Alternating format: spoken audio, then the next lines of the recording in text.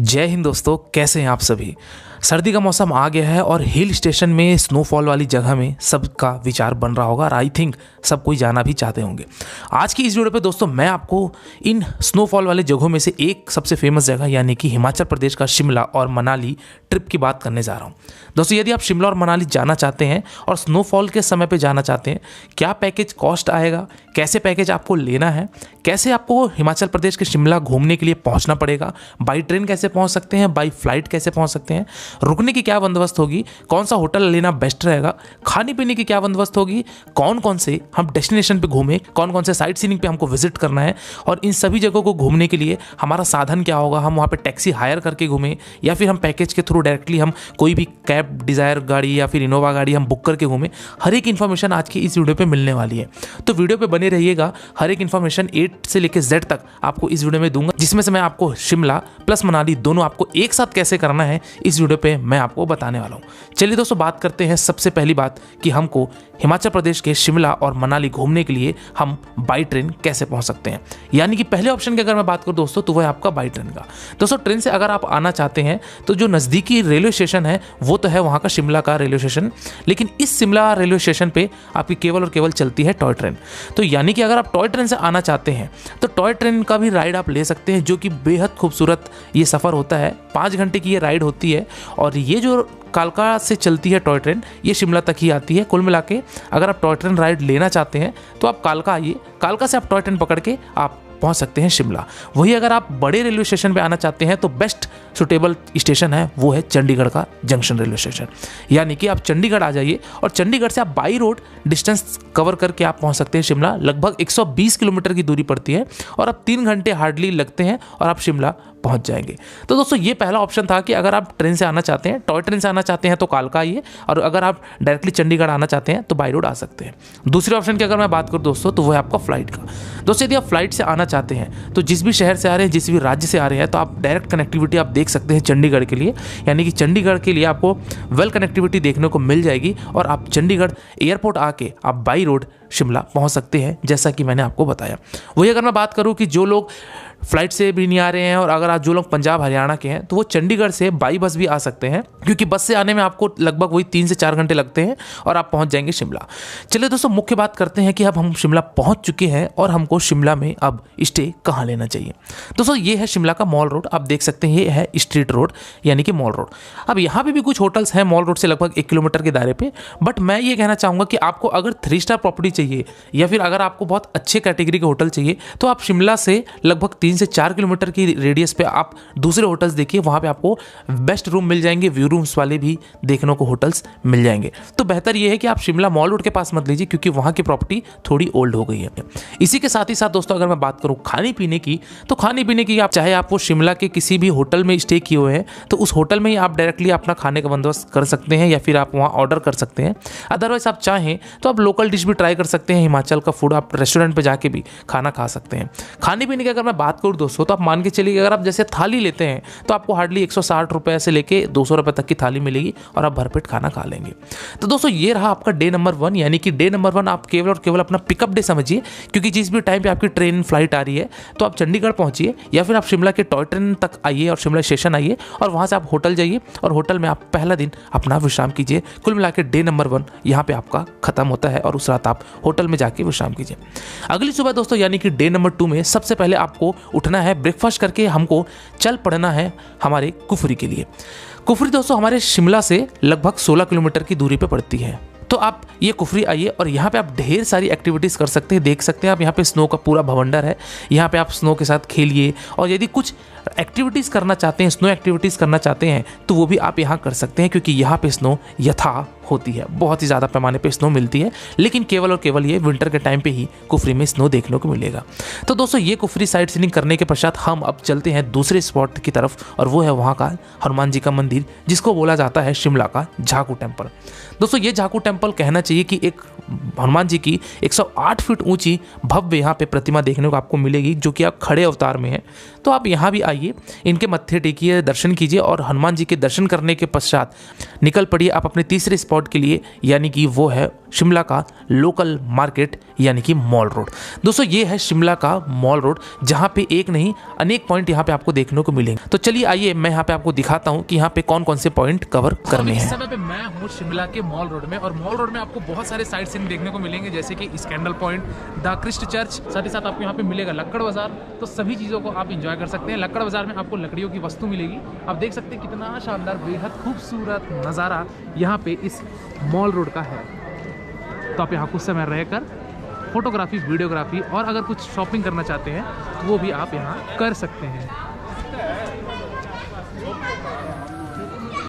तो दोस्तों ये सारे पॉइंट्स कवर करने के पश्चात आपका डे नंबर 2 कंप्लीट होता है। कुल मिला के डे नंबर 2 में आप फुल डे साइट सीइंग करेंगे, कुफरी करेंगे, मॉल रोड करेंगे, झाकू टेम्पल, स्कैंडल पॉइंट, ये सब करके आप होटल पे स्टे कर लेंगे उस दिन। अगले दिन यानी कि डे नंबर 3 में आपको शिमला टू मनाली जाना है, जो कि आपका केवल जर्नी में ही आपका ये दिन निकल जाएगा।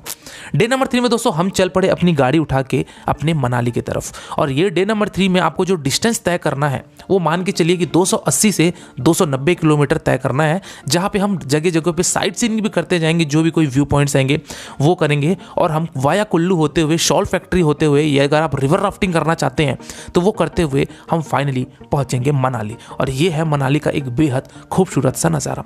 उस दिन हम डे नंबर 3 में मनाली में होटल में आएंगे, वहाँ हम स्टे करेंगे, और स्टे करने के पश्चात हम day number 4 early morning breakfast करके होटल से निकलेंगे सोलांग वैली के लिए। दोस्तों सोलांग वैली वहाँ से लगभग 22 से 23 किलोमीटर की दूरी पे पड़ता है मनाली होटल से, जहाँ भी आप अपने मॉल रोड पे आसपास होटल लेंगे। तो ये आप मनाली से निकलेंगे सोलांग वैली जाने के लिए। अब सोलांग वैली में क्या क्या चीज़ें हैं आगे तो वो मैं बताऊंगा ही, लेकिन इससे पहले ये जान लेते हैं कि सबसे बेस्ट टाइम कौन सा है आपको शिमला और मनाली घूमने का, और आप कौन से समय पर आपको स्नो दोनों ही जगह पर मिलेगी। दोस्तों दिसंबर एंड से, या फिर ये कहना चाहिए कि दिसंबर मिड से आपको शिमला के कुफरी में भी स्नो मिलेगा, और साथ ही साथ अभी मैं चल रहा हूँ मनाली में, आप देख सकते हैं कि रोड के किनारे भी यहाँ पे स्नो देखने को मिलेगी। कुल मिला के मनाली के सोलांग वैली में भी मिलेगी। मैं जिस होटल में रुका हुआ था उस होटल के बाहर भी स्नोफॉल हुई पार्किंग एरिया में। तो मैं ये कहना चाहता हूँ कि आप दिसंबर से लेके मार्च तक का जो टाइम पीरियड है वहाँ पे आपको डेफिनेटली दोनों जगह पे स्नो देखने को मिलेगी ही मिलेगी। तो आप इस टाइम पे अपना प्रोग्राम बना सकते हैं, क्योंकि विंटर में ही सबसे अच्छा समय हो जाता है। रोहतांग पास इस टाइम पे ओपन नहीं होता है, जो कि मनाली से 52 किलोमीटर की दूरी पे पड़ता है। अटल टनल भी बंद होता है क्योंकि हैवी स्नोफॉल होता है। तो आप सोलांग वैली में ही और मनाली में ही आपको इतनी ज़्यादा स्नो मिल जाएगी कि आप वहीं ज़्यादा एंजॉय कर सकते हैं। आपको जाने की ज़रूरत नहीं है अटल टनल, क्योंकि वो ओपन भी नहीं होता, साथ ही साथ वहाँ पे स्नोफॉल भी बहुत ज़्यादा होती है, तो गाड़ी जाना पॉसिबल नहीं होती है। तो दोस्तों आप ये टाइम पीरियड पे बना सकते हैं। और अगर मैं बात करूँ कि सबसे ज़्यादा रश और सबसे ज़्यादा महंगा जो होता है होटल्स की रेट, वो होती है क्रिसमस और न्यू ईयर के टाइम पीरियड में। दूसरा आपका होता है अप्रैल से लेके जून वाला जो टाइम पीरियड होता है, इस टाइम पे सीजन होते हैं करके होटल्स के रेट थोड़े से ज़्यादा होते हैं। तो इन दो आप टाइम पीरियड को छोड़ देंगे तो आपको बजट होटल्स भी मिल जाएंगे, गाड़ी भी आपको सस्ती मिल जाएगी, और आप ये सारी चीज़ें घूम फिर लेंगे। चलिए दोस्तों बात करते हैं कि यदि आप पैकेज लेना चाहते हैं तो डिस्क्रिप्शन बॉक्स में आपको एक नंबर मिल रहा है, और पॉपअप में भी आपको एक सामने नंबर लिख रहा है। इस नंबर पर जाके आप कॉल कर सकते हैं। कॉल करने के पश्चात आपको जो भी पैकेज चाहिए, जो भी आपको आइटनरी चाहिए, जितने दिन के लिए चाहिए, जितने लोगों के लिए चाहिए, वो सभी आपको प्रोवाइड कर देंगे। तो डिस्क्रिप्शन बॉक्स में जाके कॉल करके यदि आप शिमला मनाली का पैकेज लेते हैं तो आप वो ले सकते हैं। हालांकि अभी वीडियो के लास्ट में मैं आपको अभी कॉस्ट भी बताऊंगा कि शिमला और मनाली को घूमने के लिए खास करके एक कपल को कितना खर्चा आ जाएगा 3 स्टार होटल के साथ और ब्रेकफास्ट और डिनर के साथ। तो दोस्तों ये थी छोटी सी एक और इन्फॉर्मेशन। तो चलिए आइए अब हम पहुंचते हैं सोलांग वैली, और सोलांग वैली में हम आपको दिखाते हैं कि कौन कौन सी एक्टिविटीज होती है। सबसे पहले सोलांग वैली में जैसे ही मैं पहुंचा तो यहाँ पे देखा कि लोग स्कीइंग भी कर रहे हैं, तो स्कीइंग भी आप कर सकते हैं। और साथ ही साथ यहाँ पे याक राइडिंग की भी फैसिलिटी थी। मैंने बोला कि चलिए याक राइडिंग भी किया जाए। और यहाँ पे एक और नया चीज़ था मेरे लिए, जो पहला एक्सपीरियंस था वो था रॉकेट जंपिंग। तो ये रॉकेट जंपिंग भी काफ़ी अच्छा था, लेकिन इसमें थोड़ा सा डर भी ज़्यादा लगता है क्योंकि इसकी हाइट थोड़ी सी ज़्यादा होती है। और यहाँ पे सबसे बेस्ट है ट्यूब राइडिंग, जो कि यहाँ के स्नो पे होती है। तो आप ये सारी चीज़ें एक्टिविटी कर सकते हैं। साथ ही साथ आप खुद से भी फिसल पट्टी बना के आनंद ले सकते हैं। यहाँ पे लोग ट्रेडिशनल यहाँ के ड्रेस पहन के, हिमाचली ड्रेस पहन के, कॉस्ट्यूम्स पहन के यहाँ पे नाच गाने का भी कुछ आयोजन किया। तो इस तरीके से सभी लोगों ने खूब एंजॉय किया स्नो में, क्योंकि यहाँ पे फोटोज़ बहुत अच्छी आती है, यहाँ का व्यू भी बहुत शानदार था। और आप उस दिन वापस अपने होटल आइए और स्टे कर लीजिए। कुल मिला के आपका डे नंबर 4 इस तरीके से ख़त्म होता है। अगली सुबह आप उठिए, ब्रेकफास्ट करके निकल पड़िए आप मनाली के लोकल साइट सीइंग पे।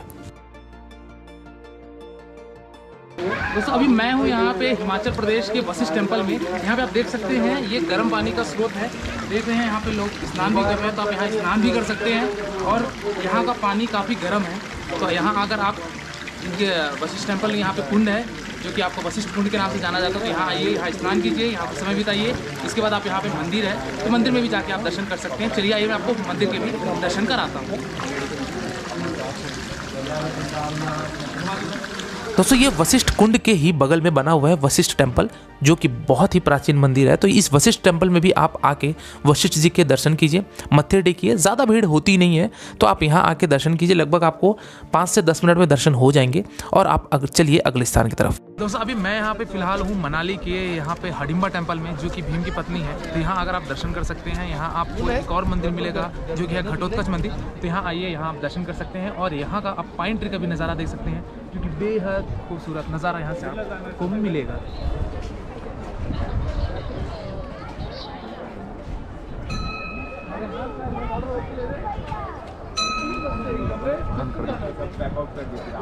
तो दोस्तों ये था वहाँ का हडिम्बा मंदिर, जो कि आपका मनाली का एक और डेस्टिनेशन कहलाता है। साथ ही साथ यहाँ पे घटोत्कच मंदिर भी है, तो इनके भी आप दर्शन कर सकते हैं। तो दोस्तों ये सब करने के पश्चात आप डे नंबर 5 में वापस होटल जाइए और मनाली में स्टे कर लीजिए। कुल मिला के 2 नाइट स्टे शिमला का, 3 नाइट स्टे मनाली का, तो टोटल हो गए 5 नाइट्स। और 6वें दिन आपको होटल से चेकआउट करके आप चल पड़ेंगे अपने डेस्टिनेशन की तरफ, यानी कि चंडीगढ़ जंक्शन के लिए। अगर आपका ड्रॉप चंडीगढ़ है, अदरवाइज अगर आपकी ट्रेन कालका से है तो आप कालका से भी ले सकते हैं। फ्लाइट है तो आपको चंडीगढ़ जाना ही पड़ेगा।